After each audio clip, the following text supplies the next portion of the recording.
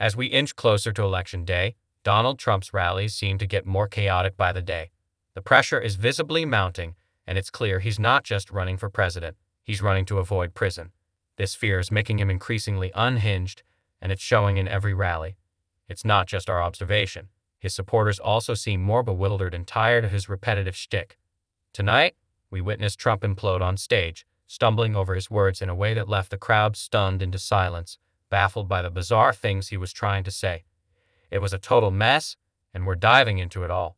But first, if you could hit that like button, and if you enjoy our channel, don't forget to subscribe. It really means the world to me. Now, let's unpack this wild Trump speech. Take care of our country.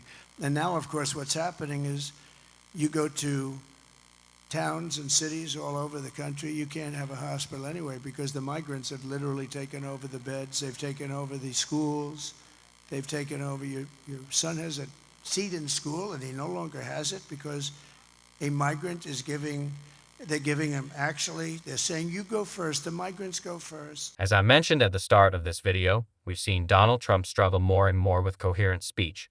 When he does manage to string a sentence together, it's typically filled with fear-mongering, like the clip you just saw, where he's once again targeting immigrants. And what he said immediately afterward, somehow, it was even more shocking.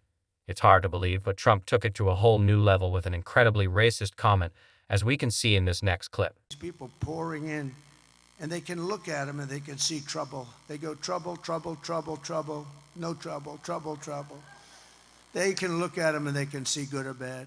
Trump is openly saying what we've known all along, the quiet part, loud and clear. It's no surprise that someone with a track record like his is making overtly racist comments, but he's really letting loose at this point. He's implying that Border Patrol can determine who's good or bad solely based on appearances, and it's crystal clear what he's hinting at here. While this isn't shocking from Trump, what might be, or maybe shouldn't be, is that MAGA supporters are still fixated on trying to stir outrage over President Biden calling out hateful rhetoric at Trump's Madison Square Garden rally. Trump just couldn't stop complaining about it, as we see in this clip. And higher prices, you look at your food bills, you look at the cost of food items. You know, more people tell me about groceries. The word grocery, I've heard it more in the last year than any other word, I think. I think I've heard it more than any other word, other than the word garbage. Garbage. How stupid is a man to say that, right? How stupid is a man to say that? But she believes it too. I'd love to hear their conversation now. It's honestly unbelievable that they're still trying to turn President Biden's straightforward comments into a scandal. Biden called out the hate-filled rhetoric from Trump's rally for what it is, garbage, and I stand by that. In fact, if he had flat out said that the MAGA movement itself is garbage, I'd agree. This is a movement built on hate, fear-mongering, and anger, and it's disturbing. But let's be clear, Biden's comments were directed at the vile statements made, not the nation as a whole. Meanwhile, Trump and his supporters are making a fuss over this while he regularly trashes America. Just listen to him here. Our country we're riddled with crime. Every city, you take a look at it, it's falling apart. They smell, they're dirty, they're criminal-ridden. So Donald Trump can rant about American cities, calling them crime-ridden, horrible, and even smelly, but President Biden can't label the hateful MAGA rhetoric as disgusting garbage. This is a clear double standard. Everyone loves to throw around the idea of a liberal media bias, but let's be real. The media landscape leans right, owned by billionaires who benefit from Trump's tax cuts, with Fox as the leading cable network and the top podcasts all pushing conservative narratives. Trump's quick to project his insecurities onto others, and we see that happening again here. This is, we call them a threat to democracy. They look at me, I'm a threat to democracy. I am the least threat. I'm the one saving our democracy. Here we go again with Donald Trump trying to set the record straight, claiming Democrats are a threat to democracy. But what he says right after completely undermines his point. Just moments ago, he accused Joe Biden of calling America garbage, which Biden never did. Trump did. Let's dive into this clip so you can see exactly what I mean.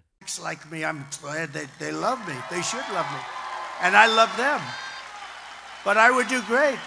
If we had an honest vote, I always say, if God came down just for one day to be the vote counter. In other words, I would win in California.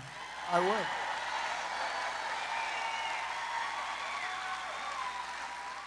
Donald Trump claims Democrats are a threat to democracy, then goes on to say that if Jesus were counting the votes, he'd win California.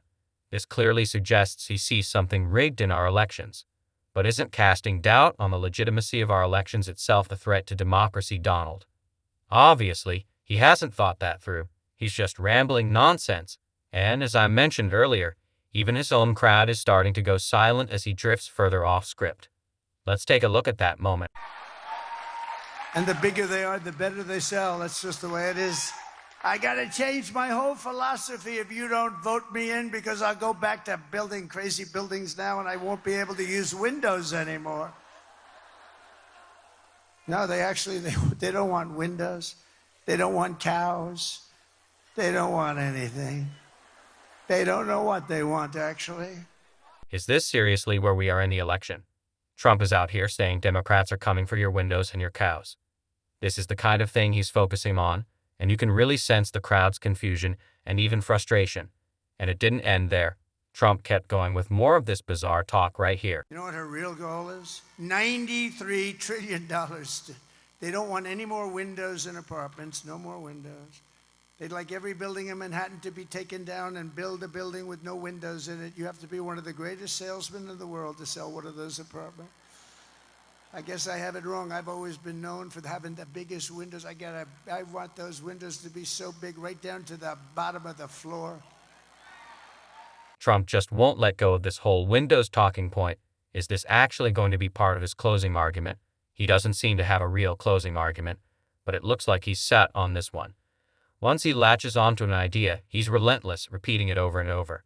It's like his bizarre statement about being women's protector, whether they like it or not, which rightly earned him a lot of backlash. And now, we're seeing Tim Walz adding his own criticism, as you'll see here. I have to say, this feeling of women right now in this, every age and every party, here's what's going to happen on Tuesday. They are going to send a loud and clear message to Donald Trump on November 5th.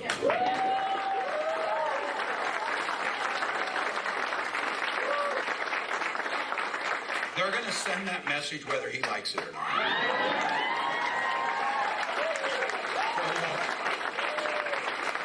Kamala says we're not going back, and we're not. I'm here today on behalf of the Vice President.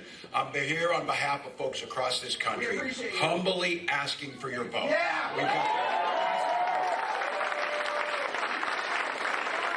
5 days. 5 days. We know momentum's on our side. But elections are won in this 120-hour window, so we're not taking anything for granted.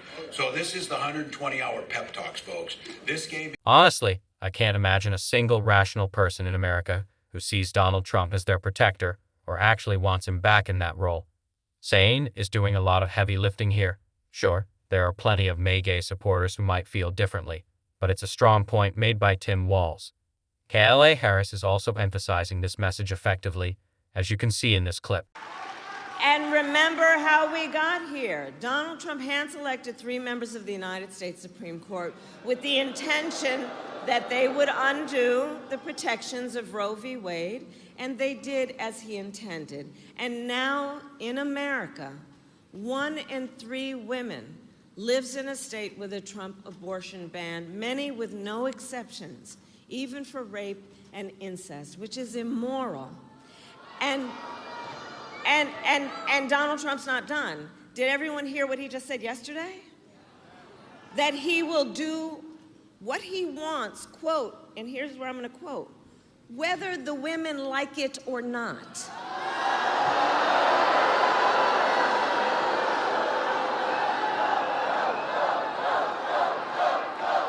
And